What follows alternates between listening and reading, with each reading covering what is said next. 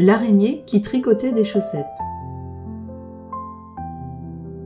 Dans le bois, à l'écart des sentiers empruntés, vivait une araignée que l'on reconnaissait aussitôt. Non pas parce qu'elle faisait du bruit ou se montrait, mais parce qu'elle inspirait une crainte silencieuse, celle qui pousse à détourner le regard et à presser le pas sans savoir exactement pourquoi. Elle avait compris depuis longtemps que sa simple apparence suffisait à faire peur, et plutôt que de lutter contre cela, elle avait choisi la discrétion, tissant sa maison de toile entre deux branches basses, là où la lumière arrivait adoucie et où l'on pouvait observer le monde sans être bousculé. Ses journées s'écoulaient lentement, rythmées par le vent dans les feuilles et le passage des heures. Et pour accompagner cette lenteur, elle avait pris l'habitude de tricoter, non pas par nécessité au début, mais pour donner à ses 8 pattes une occupation. Peu à peu, sans vraiment s'en rendre compte, elle tricota des chaussettes. 8 petites chaussettes, exactement à la mesure de ses pieds, qu'elle enfila un matin d'hiver lorsque le sol était dur et froid. Elle enfila également un joli bonnet et s'enroula dans une écharpe. Ainsi habillée, elle se décida à sortir de la maison. La neige craquait sous ses pattes sans les geler.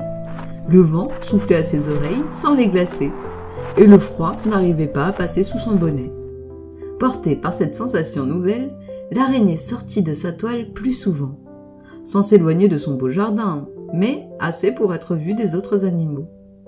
Il y eut d'abord des arrêts brusques, des regards inquiets, puis un étonnement silencieux, car ce qu'ils apercevaient n'était pas seulement une araignée, mais une araignée toute de laine accoutrée.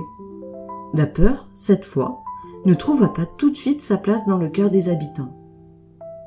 Un jour, une petite souris, plus curieuse que les autres, osa s'approcher et demander d'une voix basse si ses chaussettes étaient aussi chaudes qu'elles en avaient l'air. L'araignée répondit que oui, et presque sans réfléchir, promit d'en tricoter une paire à la courageuse souris. Ah, merci.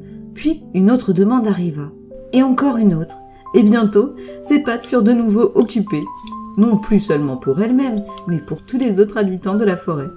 Elle tricota pour le lapin pressé, pour le hérisson prudent, pour la chouette immobile, et même pour le renard, qui feignit longtemps de n'en avoir que faire, mais garda pourtant ses nouvelles chaussettes toute la nuit.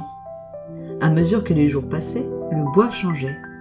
Les pas étaient plus doux, les matins semblaient moins froids, et l'araignée, autrefois évitée, devenait une présence attendue. Un matin, quelqu'un proposa de marquer ce changement, et l'idée, simple et inattendue, se répandit doucement. Créer une fête pour remercier l'araignée chaussette. On suspendit des paires de chaussettes de toutes les couleurs aux branches. On disposa des pelotes de laine sur les tables, à côté de beaux fruits qui serviraient de goûter. Tous les animaux se rassemblèrent et attendirent la reine de la fête. Ce fut le premier festival que le bois connut. Tous s'amusèrent follement et on couronna l'araignée qui rougissait sous son écharpe. Merci l'araignée. Merci.